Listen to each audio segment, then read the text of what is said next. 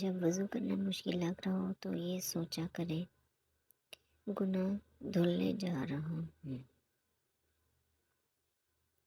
کچھ لوگوں کے پاس کچھ نہیں ہوتا، وہ پھر بھی مسکرا رہے ہوتے ہیں، جانتے ہو کیوں؟ کیونکہ وہ اللہ پاک سے اچھے کی امید رکھتے ہیں۔ کتنا حسین ہوتا ہے نا وہ لمحہ جب ہم سجدے میں آنسو بہا کر اپنے رب سے کچھ مانگے اور وہ ہمیں کچھ دیر بعد ہی اس چیز سے نواز دے۔ زندگی نے بہت کچھ سکھایا، کتابوں نے بھی رہنمائی کی، لیکن انسانی رویوں نے جو سبق دیا، نہ تو وہ زندگی کے کسی ورق اور نہ کتاب کے کسی صفحے پر تحریر تھا۔ توبہ ایسا دروازہ ہے جو موت کی ہچکل تک کھلا رہتا ہے۔ دعا ایسا عمل ہے جو تقدیر کو مات دے سکتی ہے۔ ضمیر ایسا ساتھی ہے جو ہمیشہ حق کی راہ دکھاتا ہے۔ چپ سے بڑی کوئی بد دعا نہیں۔ انسان جب بولتا ہے تو قدرت خاموش رہتی ہے، اور جب بندہ خاموش ہو جاتا ہے تو قدرت انتقام لیتی ہے، اور بے شک اس کا انتقام بہت برا ہوتا ہے۔ بے شک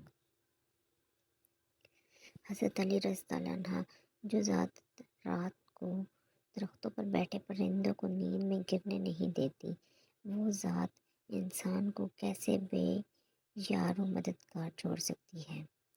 پوچھا گیا، صبر جمیل کسے کہتے ہیں؟ جواب آیا، جب تم آزمائے جا رہے ہو اور تمہارے لب پہ ہو شکر الحمدللہ۔ ہر حال میں اللہ کا شکر ادا کرنا چاہیے۔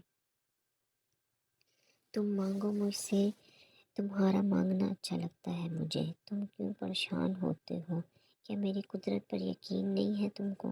میں تو تمہاری شہ رگ سے بھی زیادہ قریب ہوں۔ جب تم اپنی ماں کی نیت پر شک نہیں کر سکتے تو اس پر کیسی بے یقینی جو تم سے 70 ماؤں سے بڑھ کر محبت کرتا ہے۔ مجھ سے مکمل یقین کے ساتھ مانگ کر تو دیکھو، عرش پر کن کہہ کر پوری دنیا کو تمہارا وسیلہ بنا کر تمہیں نہ نوازا تو کہنا سبحان اللہ۔